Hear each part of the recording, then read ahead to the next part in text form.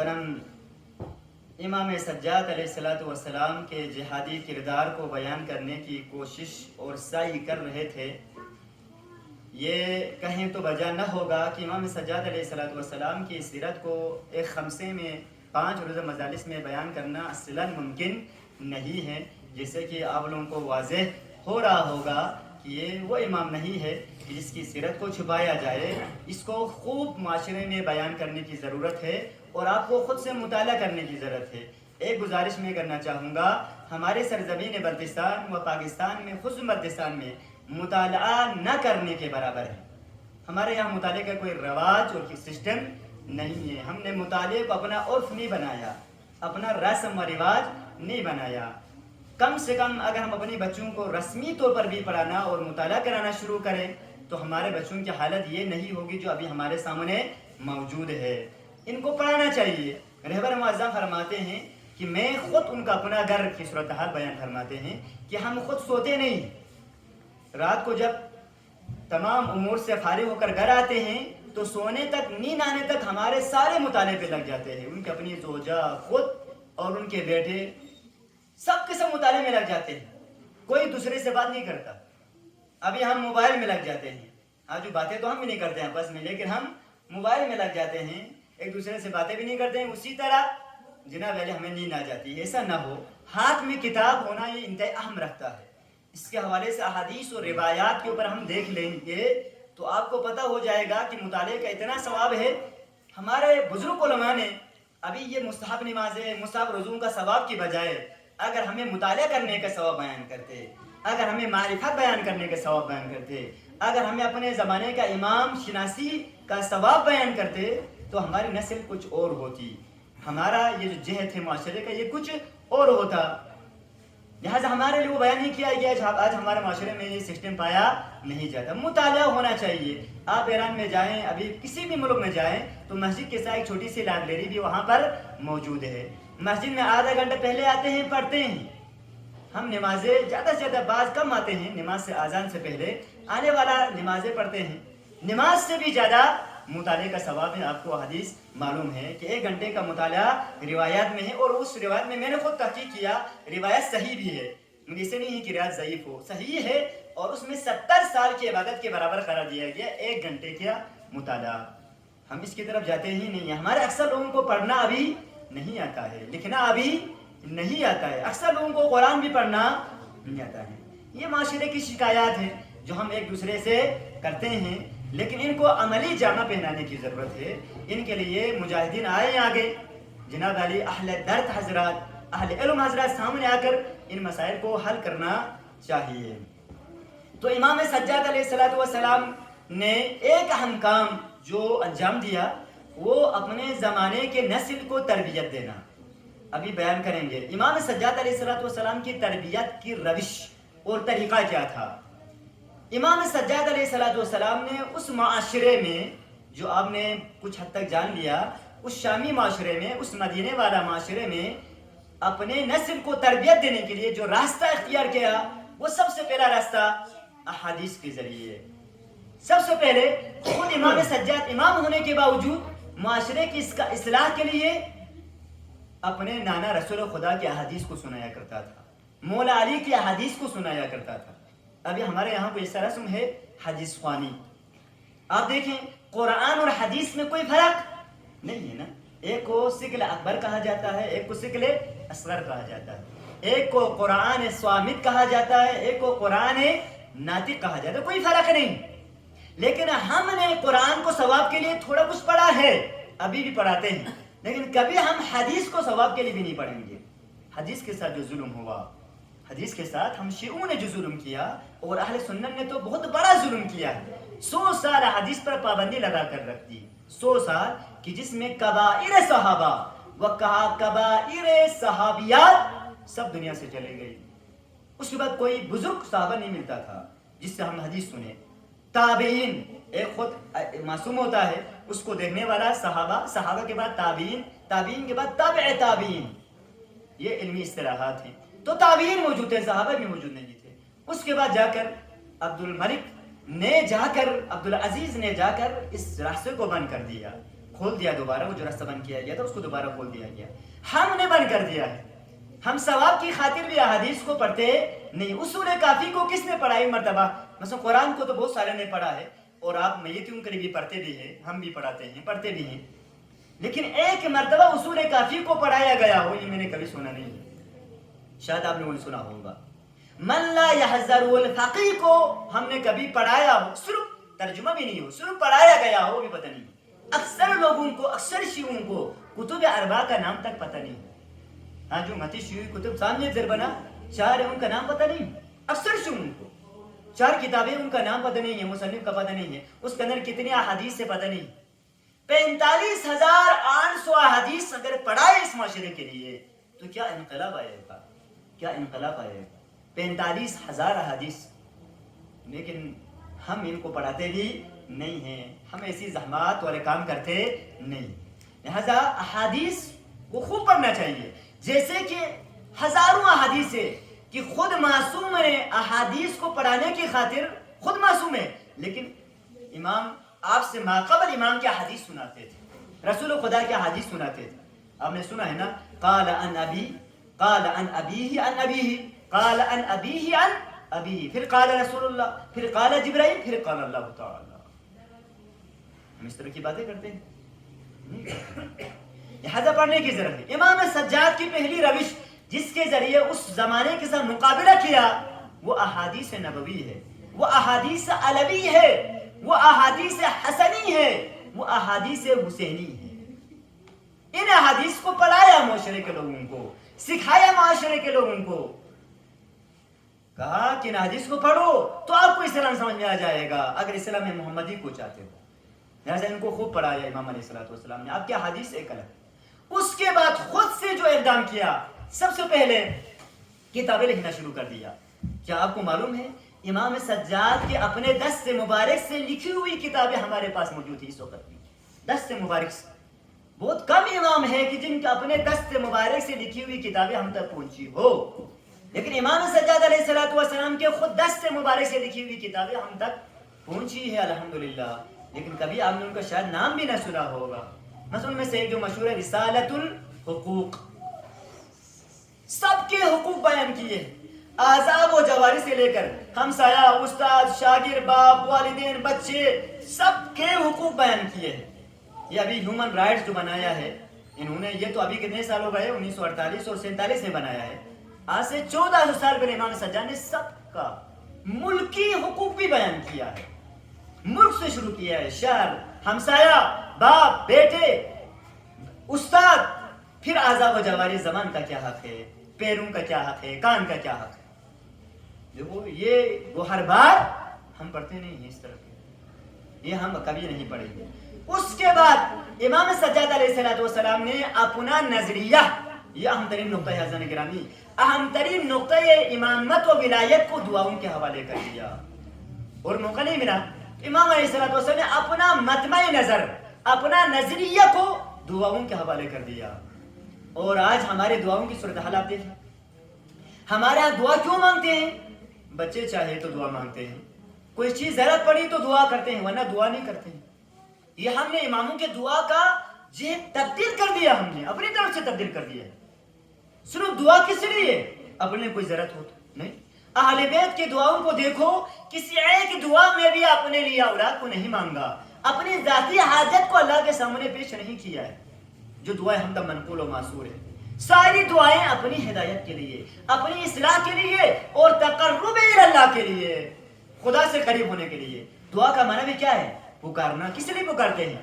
آپ اس سے قریب ہو جاؤ، اس کو اپنے قریب کرو، اس لیے پکارتے ہیں۔ کبھی ہم دعا اس نیت سے کرتے ہی نہیں ہے، ہم خود علماء کرام اس طرح دعا نہیں کرتے۔ حالانکہ آپ دیکھیں امام سجاد علیہ السلام، امام سجاد علیہ السلام کی دعائیں ایک طرف، باقی 11 اماموں کی دعائیں ایک طرف، پھر بھی امام سجاد کی دعائیں بہت زیادہ ہیں۔ اس پر کبھی آپ نے غور کیا ہے؟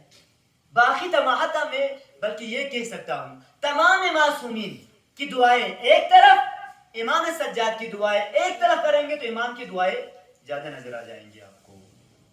ایک مثال مثلا صحیفہ سجادیہ کے نام سے مشہور ہے، یہ بھی کتاب ہے، خود امام نے دعائیں بتائی، وہ بھی ہم تک پہنچی ہے، صحیفہ سجادیہ۔ الازہر کا وائس چانسلر نے آج سے 10 سال پہلے کہا، میں نے خود اس کا انٹرویو سنا، اس نے کہا کہ میں نے صحیفہ سجادیہ کو پڑھا تو مجھے ایسا لگا کہ یہ ایک ایسی کتاب ہے جو اللہ کی کتاب کے نیچے اور مخلوقات کی کتابوں سے سب سے اوپر ہے۔ اللہ کی کتاب قرآن کے نیچے، باقی تمام مخلوقات کی کتابوں کے اوپر ہے۔ سنی علیہ الحضر کا، لیکن الحمدللہ ہمیں یہ بھی پتہ نہیں ہے کہ صحیفہ سجادیہ کے اندر کتنی دعائیں موجود ہے۔ کوئی ایک دعا ہم نے پڑھا بھی نہیں ہے۔ ادھر پڑھیں گے تو آپ کو احکام بھی نظر آ جائیں گے۔ سب سے بڑے مزے کی بات تو یہ ہے نا، صحیفہ سجادیہ دعا کے اندر آپ کو احکام، نماز جمعہ کے احکام دعا کے اندر بیان کیا امام علیہ الصلوۃ والسلام نے۔ وہاں پر بیان کیا اگر کوئی بندہ نماز جمعہ پڑھائے جبکہ اس کے اندر صلاحیت موجود نہ ہو تو میں اس کو بد دعا دیتا رہوں گا، جتنا وہ نماز پڑھاتا جائے گا اتنا میں اس کو بد دعائیں دیتا جاؤں گا۔ احکام بیان کیا ہے، ہم نے دعا سمجھ کے کتاب اور تاریخ کے حوالے کر دیا، نہیں کیا جانے گا اس پر اندر آپ نے۔ پھر دعاؤں کے اندر نظر ولایت و امامت میں سمجھتا ہوں امام خمینی نے یہ جو نظریہ امامت و ولایت نکالا ہے، اس میں سب سے زیادہ کردار امام سجاد علیہ السلام کا ہے۔ آپ کی دعاؤں سے ہی آپ نے یہ تمام نظریہ وہاں سے نکالا ہے۔ آپ یہ جو نظریہ امامت و ولایت ہے یہ لوگوں سے بیان نہیں کرتا ہے، لوگ تو سننے کے لیے تیار نہیں ہے۔ لوگوں نے امام کو زندان میں ڈالا، لوگوں نے امام کو زہر دیا، کس سے بیان کرتا ہے؟ خدا سے بیان کرتا ہے۔ ہم نے تو اس کو دعا سمجھا نا، لیکن وہ ایک نظریہ تھا، وہ دین کا کل اور خلاصہ تھا جسے ہم نے دعا سمجھ کے نہیں اٹھایا۔ ایک دعا میں ارشاد فرماتا ہے، خدایا تو نے ہمیں امامت سے نوازا تھا، تو نے ہمیں معاشرے کی زمامداری و پرچمداری و سرپرستی و ولایت کے لیے انتخاب کیا تھا، لیکن اس امت نے ہمیں جس طرح ٹھکرایا اس کی مثال تاریخ میں نہیں ملتی۔ سناؤ یہ کوئی دعا ہے؟ یہ دعا ہے؟ ہاں جی ہاں دعا ہے، لیکن دعا کے اندر ولایت، دعا کے اندر امامت، دعا کے اندر احکام، دعا کے اندر عقائد۔ امام علیہ السلام نے ایک دعا میں ہے کہ میں درود و سلام بیچتا ہوں تمام انبیاء پر، آدم سے لے کر خاتم تک۔ یعنی کیا؟ یعنی نبوت کو بیان کر رہے ہیں۔ نبوت میں ہمارا یہی ہے، 1,24,000 پیغمبر پر اعتقاد رکھنا۔ سب کے سب جو میں نے دیکھا ہے تمام میں اصول دین آپ کو اسی دعا میں نظر آ جائے گا، تمام میں فروع دین آپ کو اسی دعا میں نظر آ جائے گا، سب تمام کے تمام چیزیں دینی اسلامی سب کی سب کو دعا کے اندر آ جائے گا۔ لیکن وہ دعائیں بہت ہی مہجور، بہت ہی متروک، ہمیں نظر ہی نہیں آتی یہ دعائیں، نہ ہمیں پڑھایا جاتا ہے نہ ہمیں پڑھنے کو موقع ملتا ہے۔ آئے پڑھے صحیفہ سجادیہ، اس کے بعد آپ کو پتہ چل جائے گا واقعا یہ قرآن کے نیچے اور باقی تمام کتابوں کے اوپر ایسی کتاب اس طرح حوالہ کر دی۔ اس کے بعد آپ آ جائیں زیارات کی طرف، تو یہ نہج البلاغہ یا جناب علی مفاتیح الجنان، اس سے بھی بہت پرانی کتابیں ہیں، جیسے محج الدعوات ہیں، بہت ساری کتابیں ہیں۔ اسی میں جو زیارات ہیں نا، زیارات، ان کو آپ تھوڑا غور سے پڑھو گے تو آپ کے اندر خود بخود بیداری آ جائے گی، خود معرفت آ جائے گی۔ آپ نے دیکھا ہے ہر زیارت سے پہلے یہ لکھا ہوا ہے کہ اگر کوئی بندہ یہ زیارت پڑھنا چاہے تو معصوم کے در پر جانا چاہیے، لیکن اس کے بعد لکھا ہوا ہے اگر واقعا دل میں اس کا ارادہ ہو کہ میں اگر مالی استعداد رکھتا تو زیارات کے لیے چلا جاتا تو اس کو بھی جائز ہے کہ یہ زیارات دور رہ کے بھی وہ پڑھ سکتا ہے۔ ورنہ یہ زیارات آپ کو پتہ ہے سب کس کے لیے ہے؟ وہاں ہے کہ جہاں آپ مثلا روزہ امام حسین میں جائیں گے تو اس کے لیے ہے، لیکن ایک شرط کے ساتھ دور کے لیے بھی رکھا گیا ہے، کیا؟ دل اور قلب میں یہ اعتقاد ہو، یقین ہو کہ اگر خدا مجھے بھی توفیق دیتا تو میں بھی ضرور چلا جاتا۔ یعنی کیا مطلب؟ یعنی دل میں اگر واقعا ولایت اور امامت کو مانتا ہو اس امام کی تو وہ یہ زیارت پڑھ سکتا ہے، لیکن ہم کبھی اس نیت سے پڑھتے ہی نہیں ہیں، پھر اس زیارات میں غور اور فکر تو ہم کرتے بھی نہیں۔ دعائیں، اس احادیث سب سے پہلے، اس کے بعد کتابیں، اس کے بعد دعائیں، اس کے بعد زیارات، اس کے بعد اور اہم چیز مناجات۔ کون ہے جو اس مجلس میں بھی کم سے کم یہ بتایا سکیں کہ امام سجاد کی 12 مشہور مناجات کسی نے پڑھا ہو؟ بتائیں، نہیں پڑھتے ہم لوگ۔ مناجات شاکرین کس نے پڑھا ہے؟ مناجات تائبین کس نے پڑھا ہے؟ مناجات خائفین کس نے پڑھا ہے؟ مناجات موقرین کس نے پڑھا ہے؟ نہیں پڑھایا جاتا، پڑھایا نہیں جاتا ہے۔ مولا علی اور امام سجاد کی مناجات بہت مشہور ہے، بہت زیادہ مشہور ہے عزیزان گرامی۔ ہمیں وہ مناجات سکھائی بھی نہیں گئی، پڑھایا بھی نہیں گیا۔ مولا علی کے بارے میں ہے کہ آپ مناجات کہاں جا کے پڑھتے تھے؟ ناخلستان میں جا کر، صحرا میں جا کر اس طرح مناجات کرتے تھے کہ آخر میں آپ بے ہوش ہو جاتے تھے۔ ایک مرتبہ عائشہ نے اٹھا کر زہرا کے دروازے میں لے گیا امام مولا علی کو، کہا یہ آپ کا علی میدان میں جا کر خدا سے مناجات کرتے ہوئے دنیا سے چلا گیا۔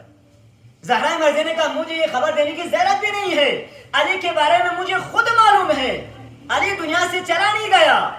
علی اپنے رب کے ساتھ مناجات کرتے ہوئے ہمیں وقت ایسی حالت ہوتی ہے، ہمیشہ ایسا ہوتا ہے۔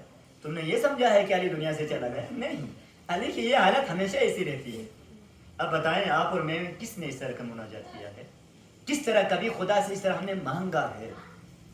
اب خدا سے کیا مانگنا ہے وہ ایک بہت بڑا لمبا چیپٹر ہے، کیسے مانگنا ہے وہ ایک الگ لمبا چیپٹر ہے۔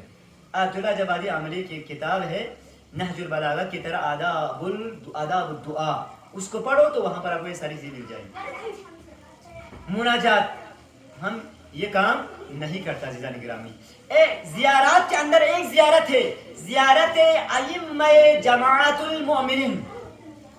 زیارات کو کبھی ترجمہ کے ساتھ پڑھو، وہاں پر ایک بہترین جملہ ہے، وہ جملہ یہ ہے کہ اے امام، سب اماموں کے ساتھ وہاں مخاطب ہے زیارت کرنے والا، وہاں پر یہ جملہ ہے کہ میں اگر جنگ جمل میں ہوتا تو آپ کے ساتھ دیتا، جنگ نہروان میں ہوتا تو آپ کے ساتھ دیتا، اگر میں خوارج کے ساتھ جنگ میں ہوتا تو آپ کے ساتھ دیتا، لیکن چونکہ خدا نے مجھے اس دور میں پیدا نہیں کیا، لیکن ابھی میں بالقلب و بالنیت آپ سے یہ عہد کرتا ہوں کہ آپ کی ہر جنگ میں میں حاضر ہو جاؤں گا۔ ہم نے اس طرح کبھی زیارت پڑھی ہے اور یہ دعا کیا ہے اور یہ وعدہ کیا ہے کہ ہر جنگ میں یا حسین یا علی میں کسی بھی امام کے ساتھ ہو وہاں حاضر ہو جاؤں گا؟ نہیں، ہم اس طرح کرتے نہیں ہیں۔ امام حسین علیہ السلام کا بھی ایک جملہ ہے کہ اگر آپ زمانے کے امام کے ساتھ ہونا چاہتے ہو تو ایک جملہ ہے، فرمایا تھا مدینے سے جاتے وقت فرمایا تھا من کان فینا بازرا مہجتہ، اگر کوئی ہمارے ساتھ جانا چاہتے ہو تو اسے خون دینا پڑے گا، خون دینا پڑے گا۔ وَمَوَتَّنًا عَلَى لِقَاءِ اللَّهِ نَفْسَهُ، اور اللہ سے اپنے آپ کو ملاقات کے لیے تیار رکھنا پڑے گا۔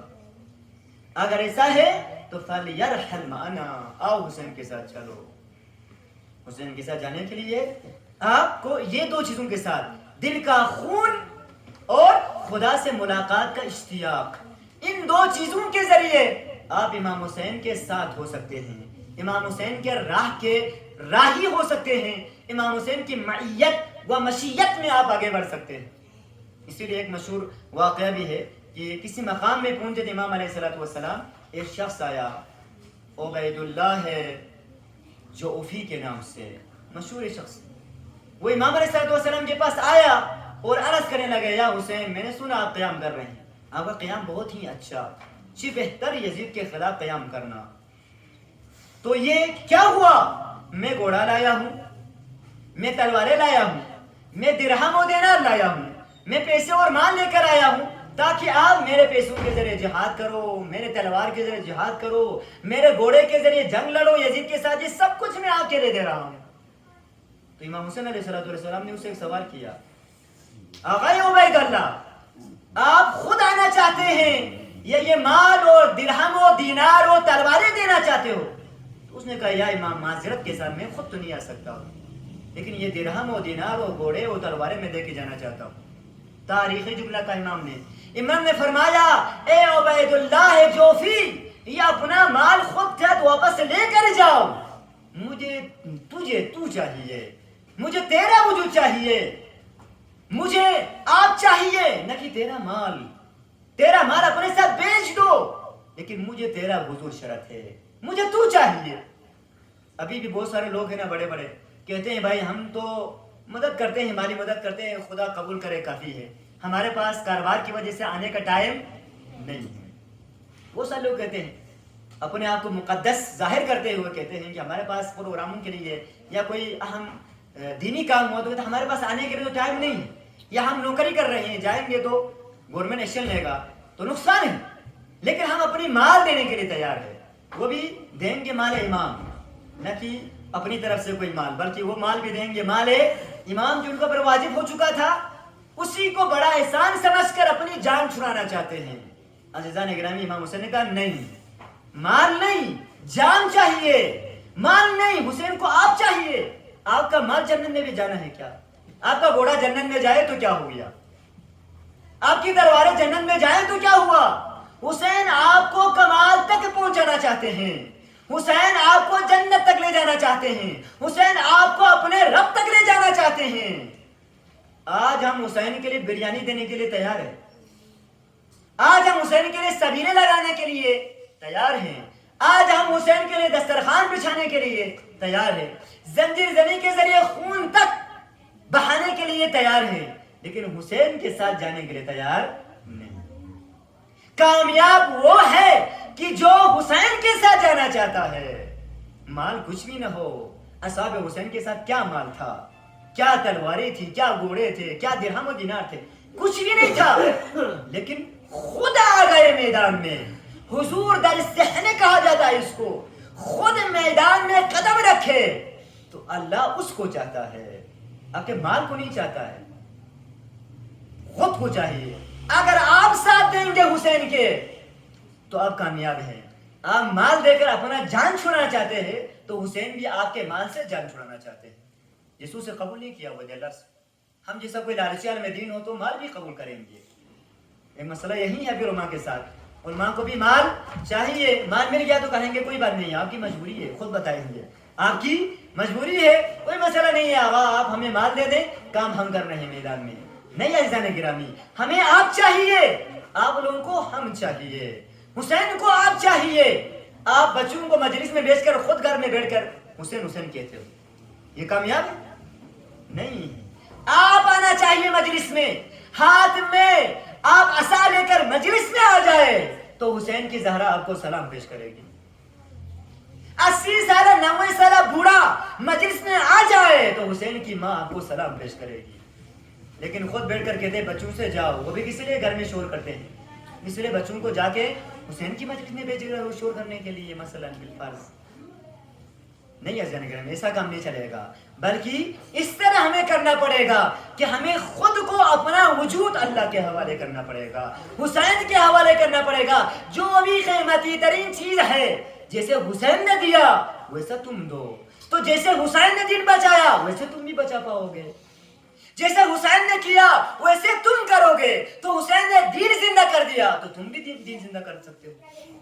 آج لبوں پر تو ولایت و امامت کا نام، لیکن حسین کی طرح کردار ادا کرنے کے تیار نہ ہو تو وہ بندہ کیا حسینی جیسا دین زندہ کر سکتا ہے؟ نہیں کر سکتا۔ شرط و شروط آپ کا وجود ہے۔ جیسے کبھی یہ ہوا ہے تاریخ میں، یا شرع نے عزت دیا ہے کہ آج آپ نماز کے لیے نہیں جاؤ، آپ کے بدلے میں آپ کا جوان بیٹا پڑے گا، یہ نماز قابل قبول ہے؟ کیا بنی بولو نماز آپ بوڑھے ہو چکے ہیں، آپ کا بیٹا آپ کی نماز پڑھے گا؟ نہیں۔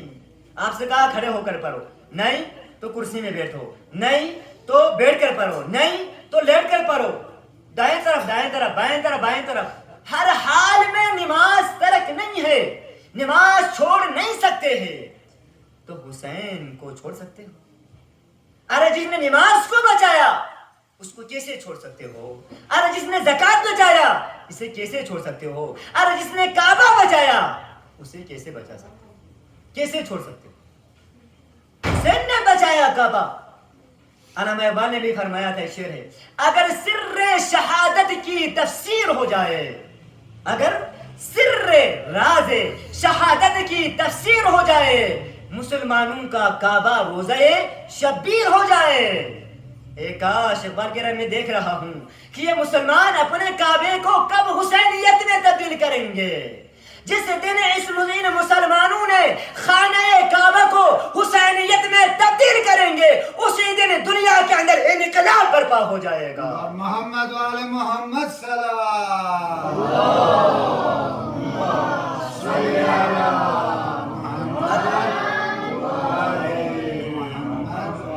ارے جس دن مسلمانوں نے کعبہ ثانی کو حسین کے روزے میں تبدیل کر دیا، خانہ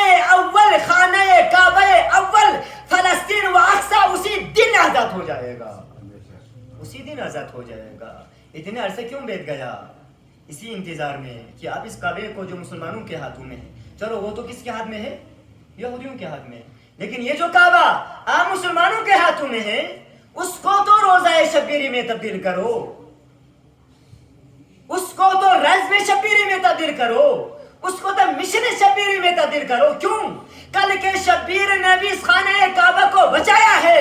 اگر آج بھی خانہ کعبہ کو شبیری میں بدل دیں گے تو آج کا حسین بھی اس خانہ کعبہ کو بچاتا ہوا نظر آ جائے گا, بچاتا ہوا نظر آ جائے گا. لیکن شرط کیا ہے؟ شرط خانہ کعبہ کو آپ روزہ شبیر میں تبدیل کرو. کیوں؟ شبیر بچانے کا نام ہے, دے کر بچانے کا نام ہے, لے کر نہیں. لے کر بچانے والے آپ کو مل جائیں گے, لیکن دے کر بچانے والے آپ کو نظر نہیں آئیں گے. تاریخ میں ایک ہی شخصیت ہے, وہ بے مثل و بے مثال ہے, اس کا نام حسین ابن علی ہے, کہ جس نے لیا کچھ نہیں, دیا سب کچھ ہے, لیا کچھ نہیں اور بچایا سب کچھ ہے. سب کچھ بچایا حسین نے. میں اور آپ جو حسینی کہتے ہیں, کبھی ایک دین کا رکن بچا کر تو دکھاؤ, دین کا ایک فرع بچا کر تو دکھاؤ. آج ساری شریعت مل کر ایک زمینی راستہ ہم سے کھل نہیں رہا. حسینی ہے, ایک زمینی راستہ کھلنا ہے, کھلوانا ہے, وہ سارے مل کر نہیں کھل سک رہے. بتاؤ ہم نے کس رکن کو بچایا آج تک, کس فرع کو بچایا آج تک, کس حق و حقوق کو بچایا آج تک؟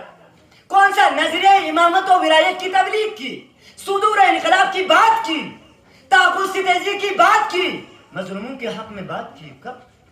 کیسے حسینی بن جائیں گے ہم؟ کس طرح حسینی بن جائیں گے؟ حسین اور حسینی بننے کے لیے سب سے پہلے دین کو زندہ کرنا پڑتا ہے, دین کو بچانا پڑتا ہے. آج ہماری پاکستانی تشیع کی حالت آپ دیکھ رہے ہیں. ایک راستے کے لیے کیا کر رہے ہیں؟ انہی ملعونوں کے پر التجا, انہوں کے لیے بار بار درخواستیں کر رہے ہیں, بار بار درخواستیں. ایک کام کرے تو سب کچھ حل ہو جائے گا, ایک صدا دے دو.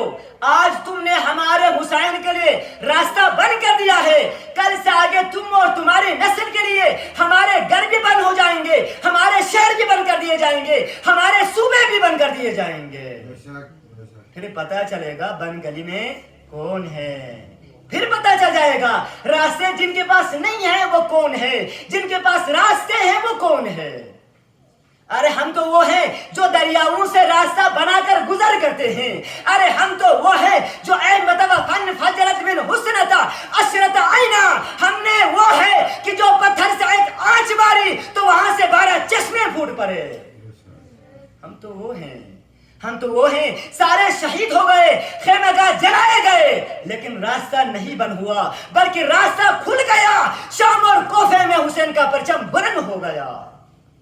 ہماری تاریخ یہ ہے, لیکن ہمیں کہاں پہنچایا گیا, کس حالت میں پہنچا گیا, کس ابتری میں ہم ہیں, وہ اب ملاحظہ کر رہے ہیں. زن محترم, بس آخری پیغام یہ ہے, نوجوان عزیز, بزرگان عزیز, دین کو بچانے کی فکر کرو, دین کو احیا کرنے کی فکر کرو. حسینیت سے کبھی ایک قدم پیچھے نہ رہو, ایک قدم, چاہے آپ کو جو دینا پڑے آپ تیار رہے, جو دینا پڑے آپ تیار رہے. کم سے کم علی اکبر کی یاد میں دے دیں, کم سے کم علی اصغر کی یاد میں دے دیں, تو انشاءاللہ تعالی وہ دن دور نہیں ہوگا کہ جب حسینی واقعی معنوں میں حسینی کردار ادا کرتے ہوئے نظر آ جائیں گے. عزیزان گرامی, آج ہم مصائب حضرت زہرا مرضیہ سلام اللہ علیہا کے مصائب بیان کریں گے. اس کی وجہ کیا ہے؟ اس کی وجہ یہ ہے کہ روایات میں ہے کہ مثلا آپ امام حسن کے مصائب بیان کریں گے نا, تو روایات میں ہے کہ امام حسن کی روح آ کر سنتی ہے ان مصائب کو. امام حسین کے مصائب بیان کریں گے تو امام حسین کی روح تشریف لاتی ہیں. لیکن روایت کے اندر موجود ہے کہ اگر زہرا مرضیہ کے مصائب پڑھے جائیں تو سارے اہل بیت, سارے معصومین جمع ہو جاتے ہیں. کیوں؟ ام الائمہ ہے, سب کی ماں ہے. زہرا صرف حسن اور حسین کی ماں نہیں ہے, بلکہ علی زین العابدین کی بھی ماں ہے, آج کے زمانے کا امام کی بھی ماں ہے. بلکہ زمانے کے امام تو ہمارے مجلس میں شریف ہو جائیں گے, ہمارے ساتھ گریہ کریں گے, لیکن ان کا گریہ ہمیں نظر نہیں آئے گا, نہیں دے گا, لیکن گریہ ضرور کریں گے. آزاداران محترم, عزیزان محترم، زہرا مرضیہ 18 سے 21 سال کی اس خاتون جوان خاتون امام حسن اور امام حسین کو لے کر بابا کی قبر میں تشریف لے جاتی ہے. ایک ہاتھ میں حسن ایک ہاتھ میں حسین کو لے کر قبر میں نیچے بیٹھ جاتی ہیں. ایک تاریخی مرثیہ پڑھتی ہے. اس مرثیہ کا پہلا بند میں پڑھوں گا، آپ کو سارے مسائل خود بخود سمجھ میں آ جائیں گے. وہ مرثیہ کیا تھا؟ سنبت علیہ مصائب لو انہا سنبت علی الایام سرنا لیالیا. کسل میں اللہ بابا زہرا مرضی حالت پرتا شمسی سکت بول از گرجو سل بابا سکاگری کربسو سل بابا بابا حسن حسین یری قبر نگوان جل بابا نام سا حسین زیال اسقد زنارنا یامی سے حسین اسقد نشوم لاب لبیگ بسنا دومد پا بابا یری حسین یری قبر نگوان جل بابا. اجرکم اللہ زادران محترم، اجرکم اللہ. زہرا مرضیہ سی فریاد بنم مل ازاداران کون ازاداران کن زہرا مرضیہ سی کسل بھی مل بابا انگا دیوا پو کبیب جد بھی من انگا یری آل بیت گاما شاپی نانو شاہ سید با ملون چی گوستن انگا نانو بے حرمتی بے دیوار پا زہرا مرضی فوقید زہرا سی کسل من اللہ یا فزتو خزینی واللہ قد قدر ما فی اشیائے کسل من اللہ فزا زہرا لرخ منی زہرا للا بین بمن فزا نسکت باچا سل فزا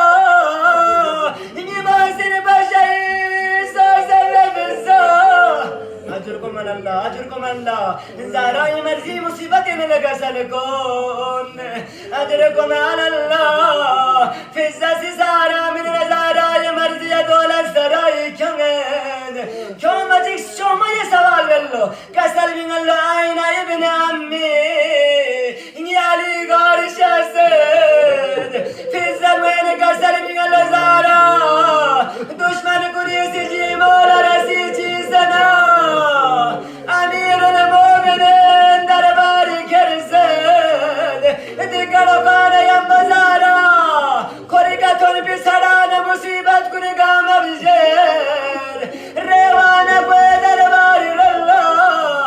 زہرا کیوں کہ ان کو اللہ درباری راللہ رابی سی بیان میں دیگنگل منظر جی تو منا قیامت منظر بھئی تو شیر پت منظر بو کسل میں زہرا یوگن رفتی ولنگن زہرا کام تو منا رسول خدا کام اس کا نلائی توز رسول جنگ حدیر چیڑ سے جلسد با زہرا یون سوگ سے دولاری بنگلتو. اجرکم اللہ مقام چیرتون اللہ ازادار کون زہرا سی علی عوال چلید دشمن چگی سی علی چلید کری رولہ زہرا کسل نیالی فتو نیالی بغیر میں زندہ کر بھی من نی زمانی امامی دفاع بونگی کواجبی یود اللہ وبر زہرا سی کری لتند اچانا ملون چگی سی اشارہ بلو یا چگلا دے ملون بسی تازیانا کھرید اللہ اکبر مدین پہلی مرتبہ دے ملون بسی زہرا مرضی کا تازیانی نو اشارہ بید زہرا زمین بارسو زہرا نالی تاریسو شوق رسول خدای قبر اللہ روزن کسل ملو یا بتا یا رسول اللہ یری امتی ظلم پر چگی تو سے یری امتی نام عرب کون درنگ زہرائی نام عربی لگتن صلی بابا وسنعلم الذین ظلموا وَيَمْ قَرَدْ